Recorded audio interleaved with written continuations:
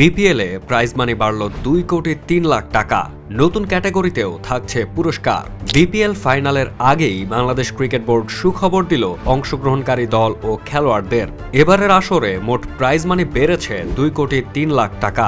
নতুন প্রাইজ মানির স্ট্রাকচার অনুযায়ী চ্যাম্পিয়ন দল পাবে 2.5 কোটি টাকা, যা পূর্বে ছিল 2 কোটি টাকা।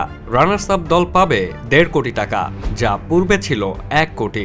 এছাড়াও দল ও ব্যক্তিগত পর্যায়ে মোট 10টি ক্যাটাগরিতে পুরস্কার দেওয়া হবে, যেখানে নতুনভাবে তৃতীয় ও চতুর্থ স্থান অধিকারী দল এবং উদীয়মান ক্রিকেটার ক্যাটাগরি যুক্ত হয়েছে। নতুন ক্যাটাগরির প্রাইজ মানি অনুযায়ী তৃতীয় স্থানে থাকা দল পাবে 60 লাখ টাকা, যেটি পাচ্ছে খুলনা টাইগার্স। চতুর্থ স্থানে থাকা রংপুর রাইডার্স পাচ্ছে 40 লাখ টাকা, আর উদীয়মান ক্রিকেটারের জন্য পুরস্কার বরাদ্দ আছে 3 লক্ষ টাকা।